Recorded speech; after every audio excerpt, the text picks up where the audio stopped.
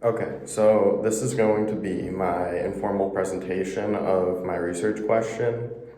And I'd like to start off by announcing my research question, which would be how is it that social, economic, and environmental factors are what can influence whether a person commits a crime or recidivates, which means committing a crime after being punished and being punished again. And what are the most effective rehabilitation programs for reducing recidivism and predicting crime in general? So, I'd like to start off the information by saying that there's a big push for reform in the criminal justice system and today because nothing seems to work when it comes to preventing crime or recidivism. Like, crime rates stay the same in general, so do recidivism rates. And one of the biggest changes that the criminal justice system is going through is that they're focusing on sentencing and less the crime, more the individual.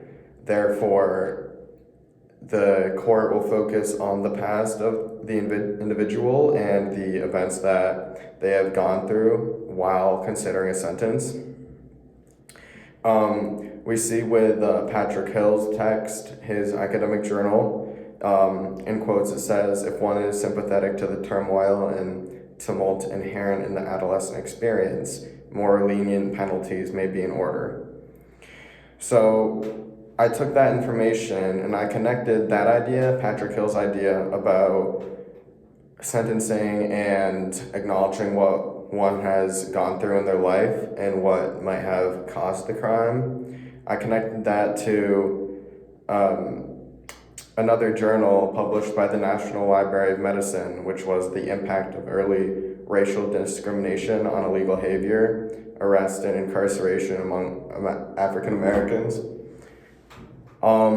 It mentions how childhood PRD, but not adolescent PRD, directly predicted incarceration that occurred up to 14-year-old, not 14-year-olds, but 14 years later.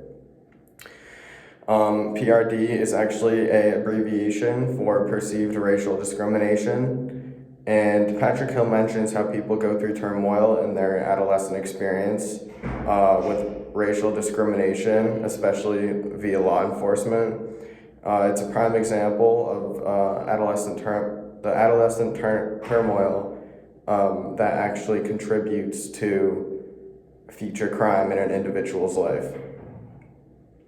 So therefore, if an individual has experienced that, he's more likely to commit a crime, which is one of the things that the U.S. courts and the criminal justice system needs to look into. Finally, I know that there are many students that attend Quinnipiac, potentially in my class, that study the economy, and it's a very well-rounded finance, economics, business school. So I was curious, being that it does affect individuals' finances, living situations, and more, the precursors of crime.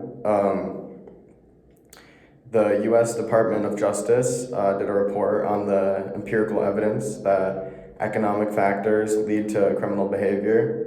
The research actually found that a common element found in all of the studies is that there actually is a statistical relationship between the level of criminal activity and the level of unemployment, or some measure of it.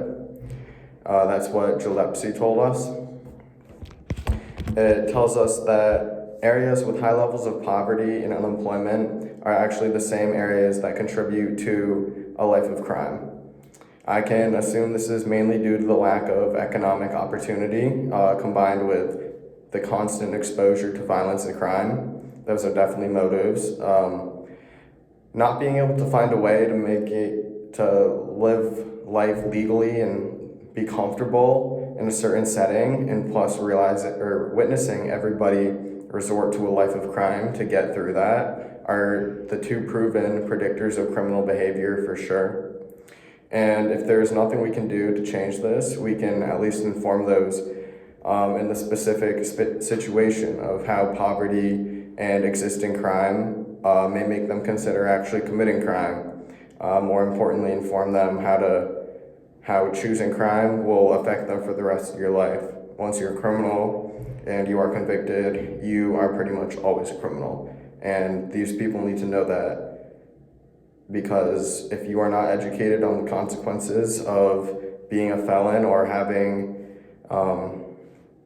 crime on your transcript, then the only way that you might be able to survive, like in your mind, is by committing crime. But that can't happen. It detriments society and the individual themselves.